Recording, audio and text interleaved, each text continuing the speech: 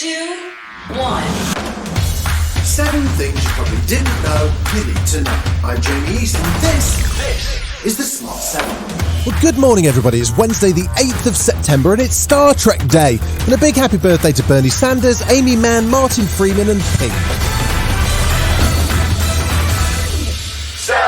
Tuesday saw the much-anticipated government plan to fund health and social care in England finally announced.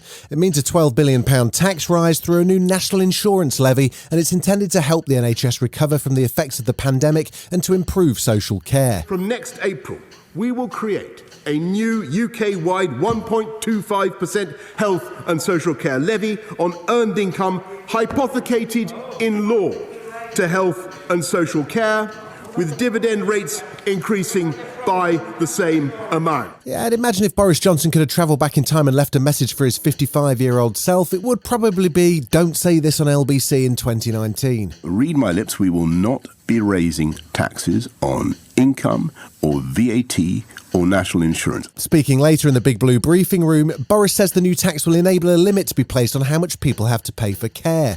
The proposals are due to be voted on in the Commons on Wednesday. In England, from October 2023, no one starting care will pay more than £86,000 over their lifetime. No one with assets of less than £20,000 will have to pay anything at all. And anyone with assets of between £20,000 and £100,000 will be eligible for means-tested support. The new levy wasn't the only manifesto-busting bad news yesterday, with Work and Pensions Secretary Theresa Covi announcing that the so-called triple lock on pensions would be suspended due to the impact of the pandemic. So tomorrow, I will introduce the Social Security Uprating of Benefits Bill.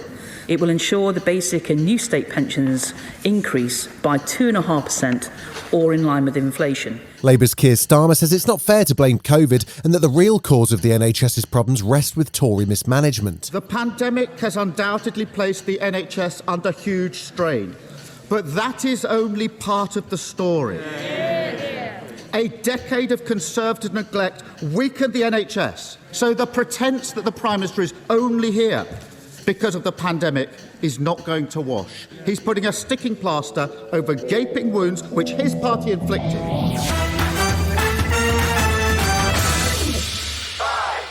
There were 37,489 new cases of COVID-19 yesterday and 209 additional deaths. And as concern mounts over the growing numbers of hospitalisations from the Delta wave, combined with a potential for a rise in cases now that schools have reopened, the government found itself denying a newspaper report that they're planning a potential autumn COVID firebreak, which would see schools asked to stay closed for an extra week at half-term. Vaccines Minister Nadeem Zahawi was asked on Times Radio if he'd seen such plans. No, I have not seen such plans. My absolute focus is on the booster programme, because that is going to be a massive, massive programme. It'll make, I think, the real difference. And I hope it will allow us to be one of the first major economies to transition this virus from pandemic to endemic status.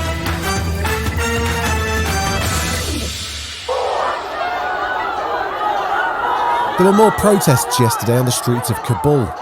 It came as groups of women demonstrated against the Taliban's control in Afghanistan and demanded a role in the future of the country. From the beginning, when they are making decisions for the people, there is no woman. So how we can trust them? They will not allow us to come. And they will be the same Taliban as 20 years ago. We cannot trust them. And sure enough, the Taliban announced an interim government in Afghanistan made up entirely of men, one of whom is still on the FBI most wanted list. The interim leader of the new Islamic Emirate will be Mullah Mohammed Hassan Akhund, one of the movement's founders, who's on a UN blacklist. Former Joint Forces Commander Sir Richard Barrons is not optimistic. The Taliban has absolutely no experience and no idea about how to run a national government. So even if it wanted to do things differently, its ability to make it happen is right now very small. Still to come on the Smart 7, Jodie Comer talks accents and Gareth Bale's looking forward to seeing Ronaldo in action right after this. You're listening to the Smart 7. If you're enjoying it, you might also like the Smart 7 Ireland edition. Just search and follow us on your favourite podcast platform.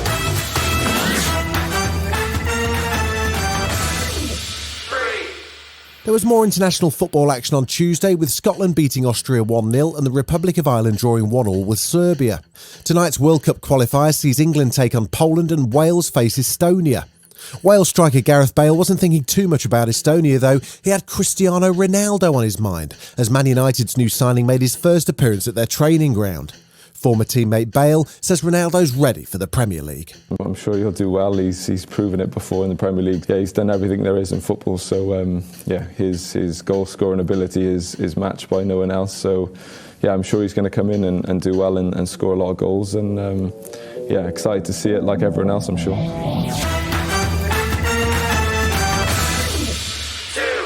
Killing Eve star Jodie Comer's got a brand new show with fellow Scouser Stephen Graham. It's called Help, and it's a drama set in a care home. She spoke to the One Show about accents and what it was like to use her real voice for once while acting. She says her incredible skills were developed watching ads on TV with her dad. I've always had this kind of notion that if I change my accent, I can kind of, delve into a character deeper, but it's not the case, and it was really nice to be able to celebrate it on screen. Growing up as a kid, I think that's where I became like a little bit fearless, because if there was ever like a funny advert on, we'd always just kind of take the mick at home and do it in the house. So then when it came to auditions and things came through, I was like, oh, I'll give that a go. Yeah. It wasn't so daunting. There's a brand new trailer for Netflix show Sex Education. If you've not been watching, it's a British comedy drama focused on the fictional Moordale Secondary School and the struggles of the staff and pupils with, well, sex basically. It's got a great cast including Gillian Anderson, Asa Butterfield, Emma Mackey and many more. And the second season saw Amy Lou Wood win a Best Female Performance BAFTA. The third season's out on September the 17th. Hey sis, what's in your face? It's a moustache. I've been growing it all summer. I forgot to tell you, I saw Maeve the other day. I don't need to know what Maeve is doing anymore. Here are the students currently attending what has been dubbed the sex school. Good morning. How is everyone feeling today? Really good. I am your new head teacher. Seems that there are some students here who get a kick out of giving us a bad name. It changes today. This has been The Smart 7. Wherever you're listening, do us a favour and hit the follow button. We'll be back tomorrow at 7 a.m. Have a great day. Written, produced and published by Daft Doris.